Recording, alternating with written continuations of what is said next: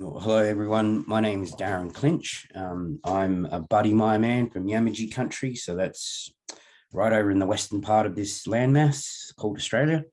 And I'd like to respectfully acknowledge the Wurundjeri people on whose land I've been living for the last 12 years down here in Naarm, or Melbourne, if you like. And I'd like to pay my respects to any Aboriginal people that might be listening to this, and also any elders that might be listening um, and hearing me talk. So, and what's my talk about? It's about digital data ecosystems, and particularly geospatially enhanced data ecosystems.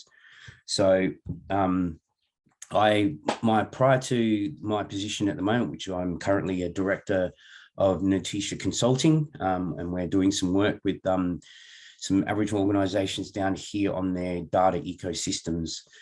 So prior to this role, I was at the University of Melbourne as the data analytics coordinator for the Indigenous Data Network. And before that, I was at the Department of Health and Human Services for almost 10 years, worked in Aboriginal health and wellbeing. And then the last 2 years of that, I worked in the System Intelligence and Analytics branch, where I provided business intelligence development and geospatial support to different program areas across the department.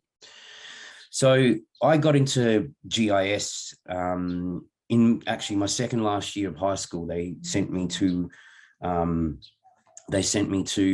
Department of Environment and Planning, where I spent 2 weeks learning how to digitize and print out and create digital files of aerial photographs. And it kind of dawned on me that my parents had almost been training me to understand how to anchor points in my head. We would go on long drives and they would stop at locations, and then they'd tell a story about that location. So they used the repetitiveness of the storytelling to anchor those points in my head, and I would remember that place and the story associated with that place. And because they would do this time and again and in at different ages, I had in my head an understanding of anchoring story to place and time. Now, Aboriginal people have been doing this for tens of thousands of years. So it's really felt like such a natural progression for me to work with geospatial data, to build data visualization, and embed stories and become a navigator. So data dashboards are great, but unless you've got someone to navigate that dashboard for you, sometimes they're just a dashboard. So it's the storytelling part, and it's taking, this technology, this modern technology that we have. I use a lot of pieces of software such as Power BI, ClickSense. I also use R, and I use a 3D software. It's a 3D animation software called Blender. It's open source. I also use QGIS, which is an open source, very similar to ArcGIS, the product from Esri. So what I'm going to do is I'm going to give you a bit of a demonstration of what I'm talking about. Now, just going back one step, for a very, very long time in this country, data has been collected about Aboriginal people, but not by Aboriginal people for Aboriginal people. It's been collected by, started with the European anthropologists, and we've ended up with a thing called Closing the Gap, which is based upon administrative data. So the capture systems have never been defined, designed, and implemented by Aboriginal people on a large scale. So the data that we see reflected back to us about Aboriginal people doesn't reflect our full story.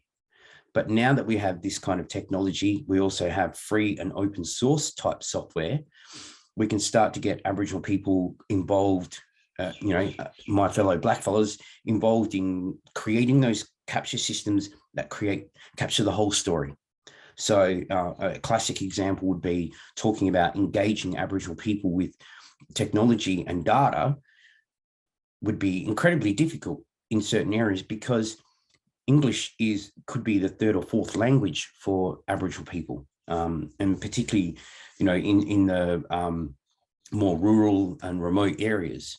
So being able to redefine the way that we capture that information, and even having information that if people don't see themselves in the data, then the data kind of loses relevance to them. So we can change that. And, there's a really, really good opportunity for us to be able to do that. So what I'm going to do is I'm going to share an example of what I'm talking about. So what you'll be able to see now is that this is a data dashboard. So I've gone to the Federal Department of Health. I've pulled down some data files from there related to COVID-19 vaccination rates. So what you'll see here is we've got a data dashboard. So I'm going to kind of navigate you through it a little bit. So with this dashboard, what I'll do is I'll show you that in the background, I have I've got a data load editor. So you can see I've loaded a heap of data using scripting. And you can see that, through these different areas, I've got different stuff. Here I've got Indigenous locations, and I've also got the population by Indigenous location as well. Up here, you can see that I've got some data, and we're using SA4 areas. And then I've also got where it's Indigenous people have received dose 1, Indigenous people have received dose 2. So what that ends up looking like is we create a data model, and the visualization runs off that model. And this is what I'm kind of talking about, that we can create these and make them part of a data ecosystem. So you can see I've got a schema here where I've got 6 files, and they're all connected using the SA4 or statistical area 4 name for Australia. So what you'll see is that it ends up looking like this with the map. So we can zoom in on the map. I can click on the map and circle certain areas of interest. So if I'm interested in this area here, I can click on it, and then I can also go back, and you'll notice that the numbers here will change depending on which area I choose. So if I clear that for a sec, you'll see now I'm looking back, the data's gone back to what it was before. So if I look at Queensland, you can see the Queensland area. We've got an issue here in these green zones. So you can see these are all low vaccination rate. And if I zoom in on the map, you'll see that the highest rates tend to be closer to the major cities, where obviously vaccination isn't or not as challenging. So, that's a pretty obvious correlation, that distance increases the complexity about vaccinating. And you would have seen the comments from a representative up in the Aboriginal community up in Northern Territory saying, they need more time to make sure that they get Aboriginal people vaccinated in those areas. And so if I was to go to the Northern Territory, you can see there it's not a very good breakdown as far as the areas are concerned, because you've only really got most of Northern Territory and Darwin. You can see there's a little spot up there where Darwin would be placed. So if I zoom in on it, so this is the thing, I'm trying to get to a stage where we can use visualizations to navigate data. And if we then have Aboriginal people navigating that data, they'll navigate it differently. They'll intuit it differently. So if we build data ecosystems that are built by Aboriginal people, we'll also be able to give the rest of the world, and the rest of Australia, if you like, an example of how we would weave a story, how we would put the context around the data. And so it's really just as important to understand what's not in the data as it is what is in the data. And that's really the situation that we've got with data about Aboriginal people here in Australia. There's a lot that is collected by Aboriginal people, but not on a large scale. And also the data that Wurundjeri people might want to collect would be different to what Buddy Mia people might want to collect, which might be different to what Kaurna people might want to collect. And so using these visualization aids, what my intent is to build visualizations that break away from the standard approach to visualizing data, using charts and graphs, and we can start to use art, and then that art helps us navigate data. So an image might be a memory key, and you click on that image and it opens a doorway to a memory of knowledge, and that's wrapped up in a story and in a certain approach. And Aboriginal people have a very unique way of relating stories. So that's just a little bit of a snapshot. I'm going to stop sharing my screen for a second, and then I'm just going to show you one more.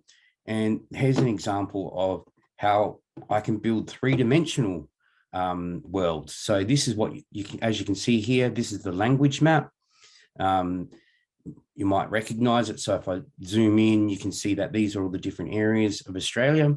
And this is another one where we can create immersive kind of environments where people look at this and they'll immediately go, oh, okay, well, over here is Yamaji country around this area here. And that's the kind of area I would want to look at. And so I can embed things like Indigenous land use agreements, native title. Then I can also use data from things like Geoscience Australia for, you know, Aboriginal names for things, and specifically Buddy Mire names for things. Whereas GIS has really had a big say in the way that we recognize the country and the names that we use to describe those places in the country. So we can kind of decolonize GIS in a way. And a lot of work's been done in that space as well. So that just gives you a little bit of a snapshot and an idea of what I was on about. So I will stop sharing my screen there, and that's probably about 10 minutes for me, and I'll leave it at that. So thank you very much.